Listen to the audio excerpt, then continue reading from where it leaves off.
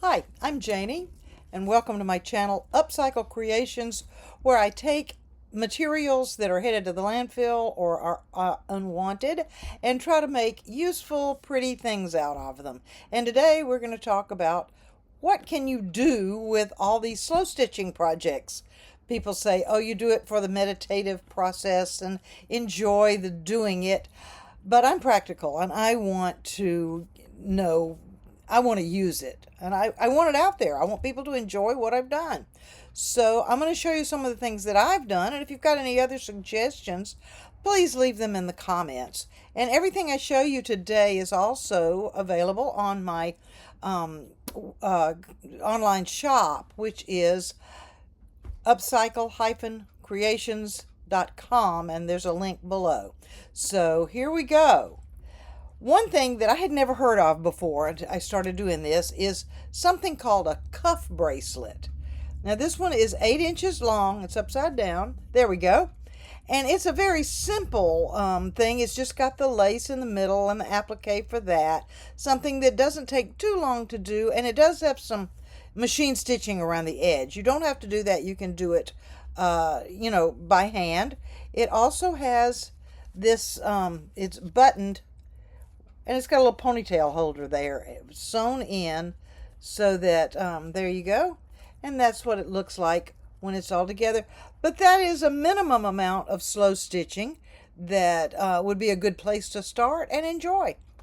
The next thing I have is a tote bag I made a while back, and I never did like it much. So I decided to take it and make it into a funky chicken.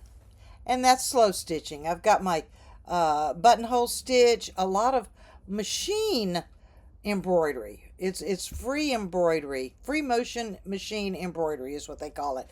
And I gave him some googly eyes and sewed my little medallions on. There's my lace that I did with the buttons, and you can just add anything. And these are the little, where is it? Right there. His little crest with his beads and everything on it. So that's my tote bag with that. Here is one thing that I really love, and this is a needle book, and it's very, very ornate. These are the ties that are coordinated with everything, and the needle book is great for people who like to carry their handwork with them, because this opens up to 20 inches. So you can see, I'll kind of go across here, and you can see all the fancy work on it. It took me quite a while to do it, and everything is by hand. There's no machine stitching in this. And here's the inside of it. It's got pockets so you can keep some thread.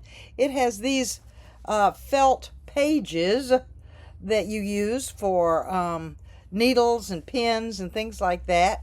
It has a place for your scissors and a place for the seam ripper, and then another pocket at that end. And then you just fold it in and fold it up.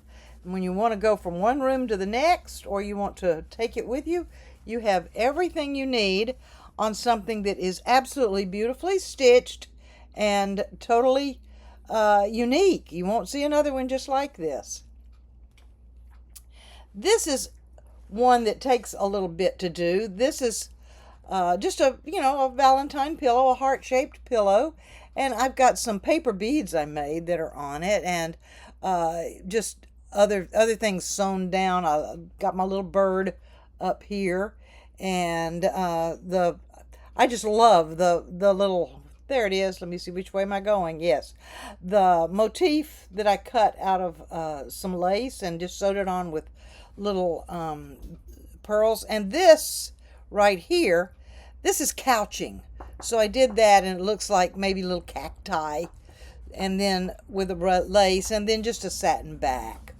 And so you can do that. The other thing that I don't have, that I haven't done yet, is you can use this for denim jackets, and use do the yoke all in fancy, and people absolutely love that. As soon as I find a good denim jacket, I'm going to do it that way. This is the beginnings of something I'm working on, and this is going to end up being a clutch purse, And the nice thing about slow stitching is it's very forgiving. In this spot right here, there we go, and the one next to it over here, there we go, the material wasn't coming together and it was just sticking up. So you just design a stitch that makes it look good. Now I have one more thing here, which, oh wait,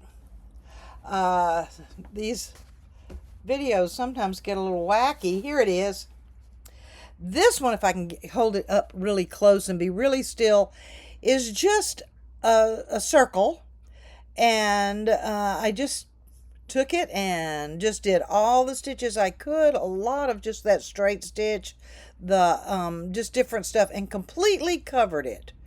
And then once I got it done, I put a backing on it so it was nice and neat. I like neat things. This would be perfect for an applique over a rip someplace or something that needs repairing, because you could put that on so easily. So we have the cuff bracelet, the tote bag. All of these different things are ways that you can highlight your slow stitching skills and show them off and let people enjoy them while having useful products.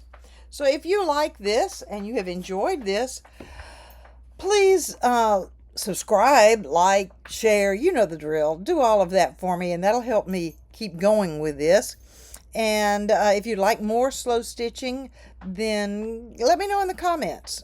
And visit my website, upcyclecreations.com. Don't forget the hyphen, and it'll all be in the description below. So thank you, and I hope you enjoyed and gave you some ideas on what you can do with your slow stitching instead of just doing it and wondering, oh well, that was fun, but so what? So the other thing that I failed to mention is you can just make a long strip of it, and it's called a snippet roll, and you can use that then when you're doing books or anything that you need a little bit of a patch for. You just cut off that. And people actually sell those snippet rolls in 30 and 40 inch lengths on Etsy. So I have a few, but I use them for my own stuff. So anyway, thank you for watching, and I hope you'll be back soon. Bye.